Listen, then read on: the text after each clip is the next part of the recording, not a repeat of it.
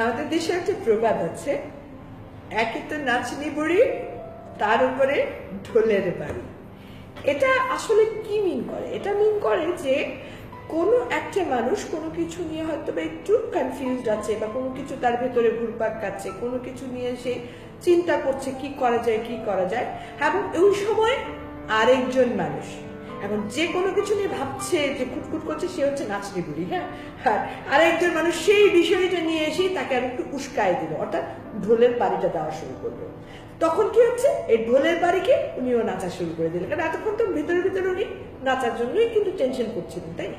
তা এখানে আসলে নাচটা কি? নাচটা হচ্ছে, আচ্ছা আমার মনে হয় আমি এত ডিটেলসে নাকি উদাহরণে চলে যাই, কারণ আমি না আবার এক্সাম্পল দিয়ে কথা বলতে ভালোবাসি, এটা আমার অভ্যাস। আমি জানি না কে কতটা এটা নর্মালি নিতে পারেন, বাট আমার কাছে মনে হয় কি জানেন, কোনো কিছু যখন উদাহরণ দিয়ে আমরা বলি তখন জিনিসটা অনেক ইজিয়ার হয় বুঝতে।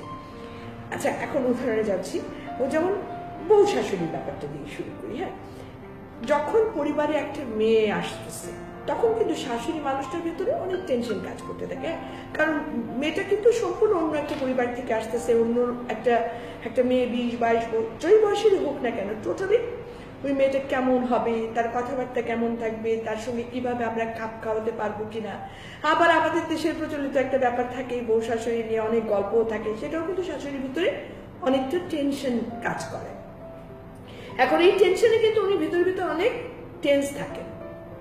এর মধ্যে দেখা গেল তৃতীয় পক্ষ, সে ননদ হতে পারে, সে পাড়া প্রতিবেশী হতে পারে, যে কোনো একজন আত্মীয় হতে পারে, বান্ধবী হতে পারে, এসে আরো বলা শুরু করতে, এই খেয়াল রাখিস বউ আসতেছে, কিন্তু একেবারে শুরুতেই তারা টাইট দিয়ে দিবি, বেশি বাড়াবাড়ি করতে দিবি না। ও মা রে মা, আজকালকার মেয়েরা যেই বেয়াদব, বুকে বুকে শাশুড়ি তো মানুষই মনে করে না, আবার তোর বউ নাকি শুনলাম চাকরিজীবী, হায় হায় হায়, তাহলে তো খবর আছে।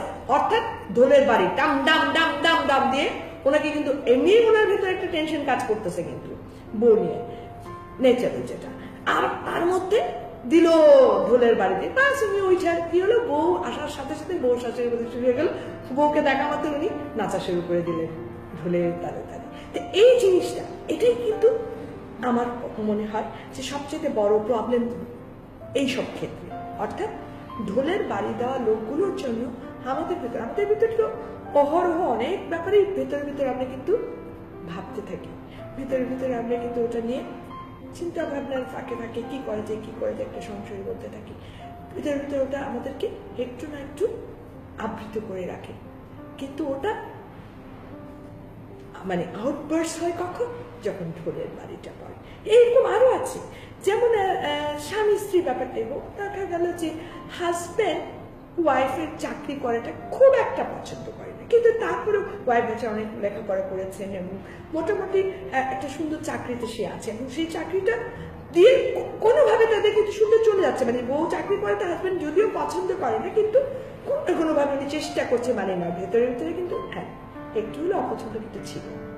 দেখা গেল তার বন্ধু হতে পারে, কোনো একজন অন্য আত্মীয় হতে পারে, এসেই বলে যে কি ব্যাপার, তুমি দেখি তোমার বউরে ভালোই চাকরিতে দিচ্ছ, ভালোই স্বাধীনতা করাচ্ছ, তোমার বউ তো মনে হয় তোমার আর সেবা যত্ন কে করবে, তোমাকে এখন আর কে দেখবে, তোমাকে তো এখন চাকরিজীবীর বউ উল্টা তোমার এই সেবা বোধহয় করতে হয়। অর্থাৎ দেবাড়ি বাস। এতদিন যে মানুষটা কোনোভাবে এই টেনশন মানে ভেতরে কোপটা নিয়েছিল, এই বাড়িকে উনি নাচা শুরু করে দিলেন, পরবর্তীতে কি হলো, সংসার জীবন অশান্তি নেমে চলে আসলো, তাই না? তা এরকম আরো আছে, প্রেমিকার ক্ষেত্রে তো অহরহ হইতে পারে।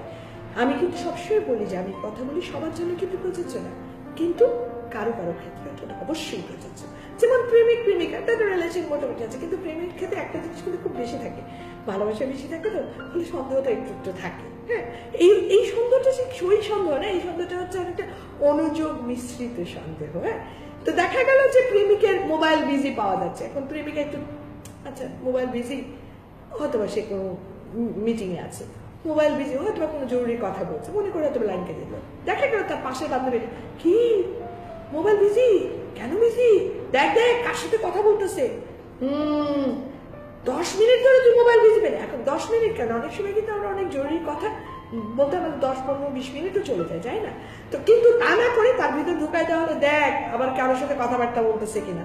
অথবা দেখা গেল যে প্রেমিকা মোটামুটি খুব টিপটপ থাকতে পছন্দ করে, এখন প্রেমিক হয়তো নর্মাল তাকে হয়তো হাসতে হাসতে বলবে যে তুমি কিভাবে সবসময় এত ফিটফাট থাকো, কি বিউটি কম্পিটিশনে যাওয়া? ও কিন্তু বলছে প্রেমিকাকে বিউটি কম্পিটিশনে যাওয়া, কিন্তু দেখা গেল প্রেমিকেরই কোনো বন্ধু আছে, সে কিন্তু আবার ঢোলের বাড়িটা দিয়ে দিল।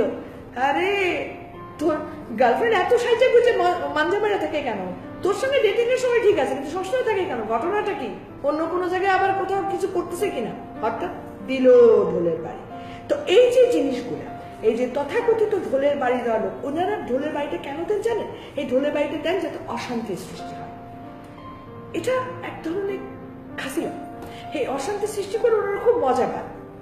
এখন আমি ছোট্ট করে যেটা বলতে চাই যে যারা মনের মধ্যে আপনারা যখন যে কোনো কারণে যখন আমাদের নাচার জন্য আমাদের ভেতরটা নিষ্পিস করছে, তখন যদি আমরা দেখি যে এরকম ঢোলালা পাবলিক চলে আসছে, প্লিজ ঢোলের তালে তালে পা মেলাবেন না, তাহলে আলটিমেটলি গিয়ে লুজার কিন্তু আপনি হবেন। লজিক নিয়ে ভাবতে থাকবেন। নাচার স্টাইল অনেক সময় আমরা যে যেতে গিয়ে যে বেমানান সুর হয়ে যায় না, বেমানান তাল হয়ে যায় না, এই ধরনের ঢোলে তাল কিন্তু কেটে যেতে বাধ্য। আর সেই তাল কাটাটা কি জানেন? আপনার জীবনের অশান্তি। সেই তাল কাটাটা আপনার জীবনকে দুর্বিষহ করে। সেই তাল কাটাটা নিজের জীবনে টেনে আনা কি একপ্রাস অপরিসীম অশান্তির টিপু। অনেস্টলি, কারণ শান্তি সুখ এর তো 14 গোষ্ঠী দিয়ে পালায় যায়। তো এই জন্য এই ধরনের ঢোল আলা পাবলিক থেকে দূরে থাকবেন প্লিজ প্লিজ প্লিজ। হ্যাঁ, ঢোল আলা পাবলিক থেকে বলি ভাই, এই যে ঢোল নিয়ে ঘোরাফেরা করেন, হ্যাঁ, এই ঢোলে অন্যের জীবনে অশান্তি আসবে, আপনার লাভ কি হবে? আপনার কিন্তু কোনো লাভ হয়নি। আপনি কি হচ্ছে, আপনি বলবেন হ্যাঁ কেন অন্যের জীবনে অশান্তি দেখতে তো একটা মজা, মজা, কিন্তু মনে রাখবেন এই ঢোল এখনো সময় আছে, ঢোলটা নিয়ে রাস্তায় ফেলে দেন। কেন? কারণ আপনি যে কাজটা করে অন্যের জীবনে অশান্তি দেখে সুখ পাচ্ছেন, একদিন আপনার জীবনেও এর চেয়ে অনেক অনেক অনেক বেশি অশান্তি নেমে আসবে। আর ঢোলটা রাস্তায় ফেলে দিতে বলছি কেন জানেন? ঢোলটা যদি রেখে দেন তাহলে আবার দেখা যাবে আপনার সেই অশান্তির জন্য ওই বাড়িতে রাখা ঢোলটাই হয়তো কেউ বাজানো শুরু করে দিয়েছে। সো বেটার এই ধরনের বাজানো বন্ধ করে দিয়ে পরিণত হন একজন সুস্থ মানসিকতার মানুষ। আজ আর নয়, সবাই ভালো থাকবেন, সুন্দর থাকবেন, সুস্থ থাকবেন। আর একটা কথাই, সব সমস্যার সমাধান আমাদের দ্বারা করা মোটেও সম্ভব নয়, তাই কিছু কিছু সমস্যার সমাধান আমি সম্পূর্ণভাবে আল্লাহর উপর ছেড়ে দেব। বাকিটুকুর জন্য উপরে আল্লাহ, আমি, আপনি, আমরা সবাই খুঁজে নেব সেই সমস্যার সমাধান, শুধু হাল ছেড়ে।